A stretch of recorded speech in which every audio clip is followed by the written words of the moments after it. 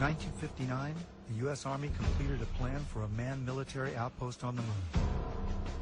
The Horizon Lunar Outpost was said to be necessary to protect United States interests on the moon, to conduct moon-based surveillance of the Earth and space, to act as a communications relay, and to serve as a base for exploration of the moon.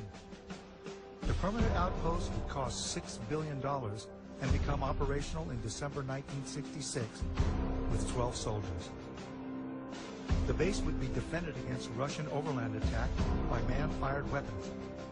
The Apollo program began only 2 years after the Horizon report, but a moon base would not have been established earlier than the 1970s. During the discussion of UFOs, the question ultimately is going to come up, can any government keep secrets, let alone the U.S. government? And the answer to that is unequivocally yes. People in high-level government have very, very little, if any, information, valid information about this. Most have no more knowledge than the man in the street. There's always been what they call the need to know. They keep pretty much each organization an island unto itself. I looked at him and I was pretty startled because I'd worked out there several years and never seen anything like this, never heard of anything like this. I had a top secret crypto clearance, and I could go into areas where my commanders, some commanders, could not even get in. He was a civilian, but had done a lot of work with NASA on a lot of committees and what have you. And I think his problem was the fact that he hadn't heard about this. They can't get in there because they don't have the need to know, even though they have the same clearance as the guy that gets to go in there.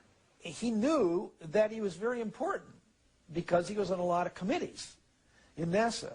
And since he was very important but hadn't heard about this thing, this couldn't be true. The UFO secrets can be kept secret from other people who have the same security clearance. And the truth is, they have hidden things like UFO and extraterrestrial information from us for years. Not just the current era, but back before the 1900s. There's about 38 levels above top secret. The highest is cosmic. That's, okay, I'll tell you right off now, that's UFOs, aliens, and particleization. Now, like you heard a while ago, there's only probably about 25 people in the world that know things that are known at that level.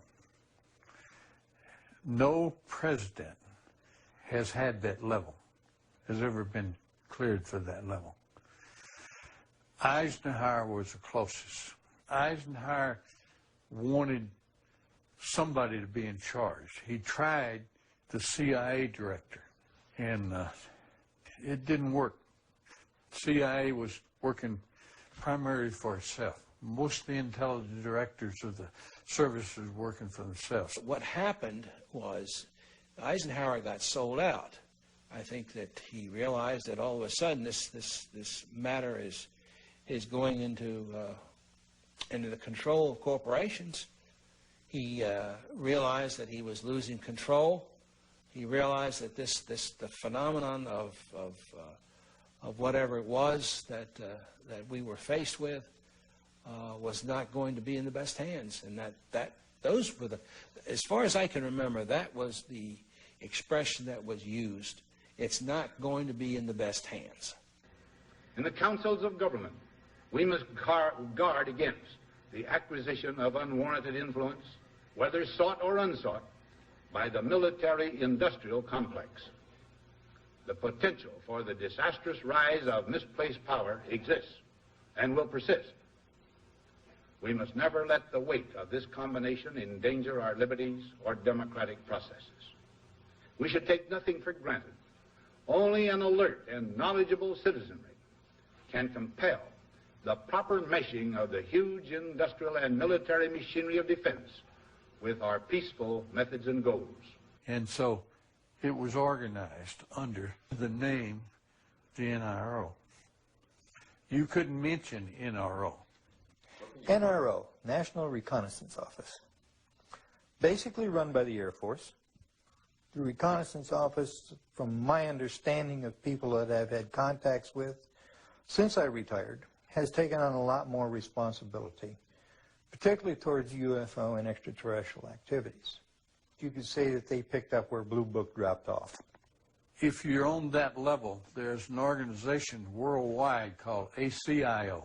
That's Alien Contact Intelligence Organization. If you pay your dues and you follow the rules, you can benefit, your government is allowed to benefit from that organization's information. Henry Kissinger headed some sort of a study group back in the 50s to study the ramifications of this information if it had leaked through a credible source. In fact, Jimmy Carter was not brought into the loop. They, for some reason, the group, the control group, they don't trust the guy for some reason. They don't trust Jimmy Carter. They were afraid that he would come out and make statements, blanketed statements to the news media. I was contacted by Ms. Marcia Smith, who was the director of the Science and Technology Division of the Congressional Research Service. She asked to meet with me, and I met with her, and she informed me that President Carter, upon taking office in January of 1977, held a meeting with then the Director of Central Intelligence, who was George Bush Sr., and demanded that the Director of Central Intelligence turn over to the President the classified information about unidentified flying objects and the information that was in the possession of the United States intelligence community concerning the existence of extraterrestrial intelligence. This information was refused to the President of the United States by the Director of Central Intelligence, George Bush Sr.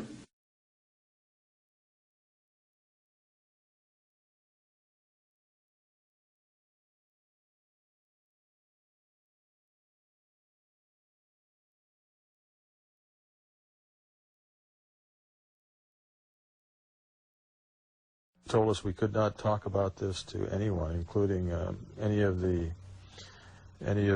other crews.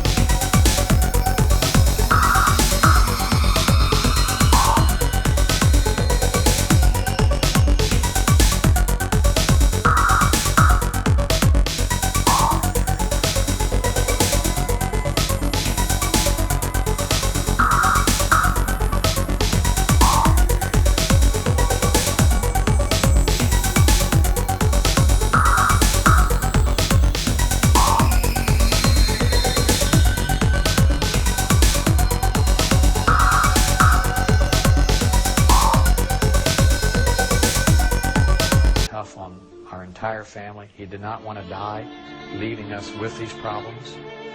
Just hope that the future people such as yourself and me will know what to do with this type of knowledge that this man brought forward. I do say that he is the first man to come forward in a high capacity.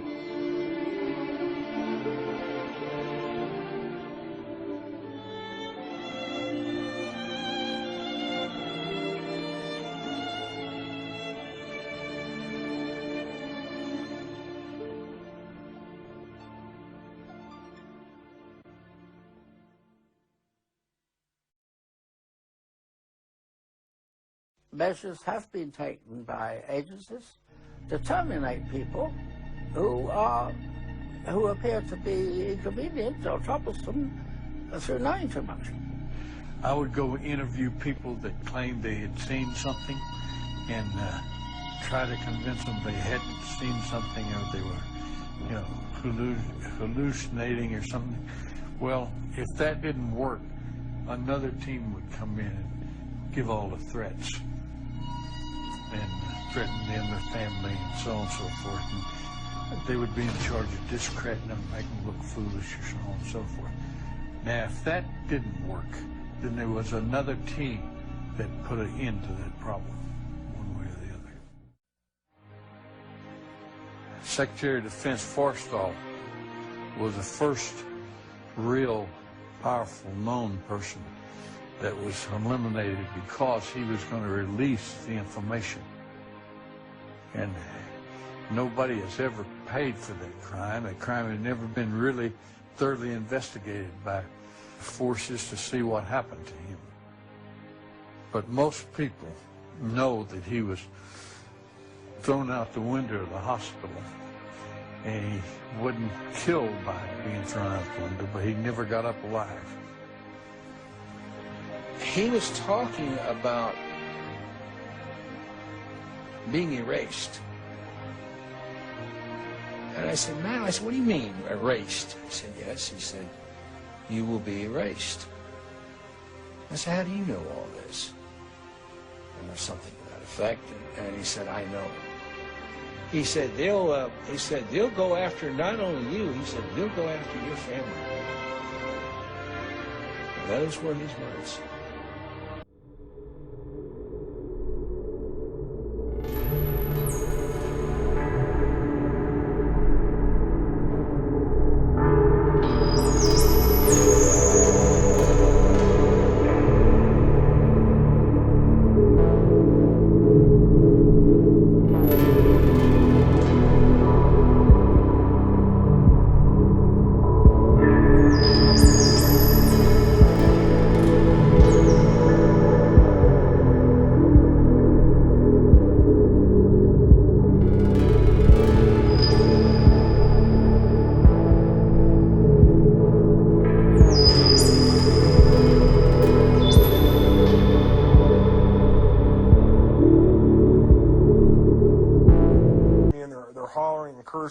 You didn't see anything, and we'll do you and your whole goddamn family. And they're it was basically that for about 8 or 9 hours. They're just off on their own. There's no oversight, no control. They just do whatever they want. They don't. I mean, and they're evil, man. These people are evil. Basically, it's an oversight group intermingled with the National Security Council and the National Security Planning Group. They have full control. They have no congressional oversight whatsoever. They answer to nobody except for the President of the United States. But they're trying to push it aside away from the President. When I was a corporate manager of Fairchild Industries in 1974 through 77, I met the late Dr. Werner von Braun in early 74. At that time, von Braun was dying of cancer.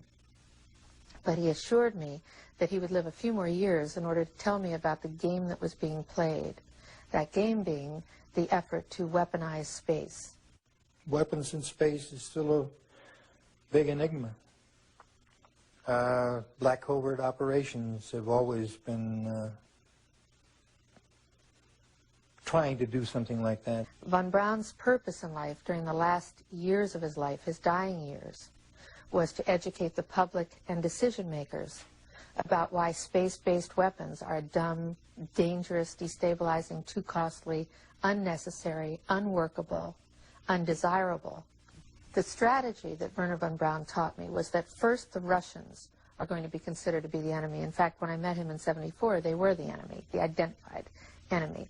We were told that they had killer satellites. We were told that they were coming to get us and control us, the dirty commies, that whole story. First, the Russians were the enemy against whom we're going to build space-based weapons. The ballistic missile defense system is probably a pipe dream in the sense that if what it's designed for is that you know where it's coming from. And when we had Russia, there was a 50-50 chance that you knew about where it would be coming from. In 1977, I was at a meeting in Fairchild Industries in a conference room called the War Room. And in that room were a lot of charts on the walls with enemies, identified enemies, names that people had never heard of, names like Saddam Hussein and Gaddafi. But we were talking then about terrorists, the potential terrorists. No one had ever talked about this before, but this was the next stage after the Russians against whom we were going to build space-based weapons, these terrorists. They wanted a weapon system they could put in space that would stop a ballistic missile. That was the concept. This is 1977, and they were talking about creating a war in the Gulf region when there was $25 billion in the space-based weapons program that yet had not been identified. It wasn't called the Strategic Defense Initiative, at least, until 1983. This weapons system then had obviously been going on for some time that I didn't know anything about. When Star Wars was brought out as an idea, which was before Reagan actually, and incorporated into his administration, it became pretty much a window dressing, as one people would call it, but there was a lot of truth behind what they were trying to do. They knew the basic principle of what they wanted to do. So I stood up in this meeting in 1977 and it said, I'd like to know why we're talking about space-based weapons against these enemies. I'd like to know more about this. Would somebody tell me what this is about? Nobody answered. They went on with this meeting as though I hadn't said anything. We heard a lot about terrorism. Then we were going to identify third world country crazies. We now call them nations of concern. With the rogue nations we have today, it's absolutely ludicrous. But he said that would be the third enemy against whom we would be needing to build space-based weapons. And the next enemy was asteroids. Now at this point, he kind of chuckled the first time he said it. Asteroids, against asteroids we're going to build space-based weapons. So it was funny then. And the funniest one of all was against what he called aliens, extraterrestrials. That would be the final card. And over and over and over, during the 4 years that I knew him and was giving his speeches for him, he would bring up that last card. And remember, Carol, the last card is the alien card. We're going to have to build space-based weapons against aliens. And all of it, he said, is a lie. Well, if they were hostile, my own knowledge is, and feeling, I don't know about all of them, is that we could have been, with their weaponry, as it might be used, could have destroyed us a long time ago. If beings can travel in time-space, then anything we would put in orbit as a weapon would be like going against Genghis Khan with a firecracker. Now, some would like for us to believe, like to develop the idea that the aliens and people are our enemy now. But that's not true. I noticed the satellite's positions. Now, this is supposed to be a system that tracks radar anomalies on Earth, right? You know, the whole thing, movement. Yep, that's what it does. And it says, why are half of them pointed towards the outer space? Towards the moon, towards areas that are just blank space. I have concluded that I'm fighting against the clock. That I have but a short time to try to convince people that we are moving in an avenue where we are going to militarize space. As a result of militarizing space, we are going to acquire new technology. We're going to evolve new technology. At least half of those satellites you got up there aren't looking at Earth. He had to receive several transmissions from the Pentagon and from other satellite monitoring stations of the NSA that they were tracking ETVs, extraterrestrial, that stands for extraterrestrial vehicles. I said, what are they looking for? He says, well, you got to have a need to know about that. We put nuclear weapons out in space as a line of defense, and we was ready to blow them up if they started in. He didn't mention a timeline, but he said that it was going to be speeding up faster than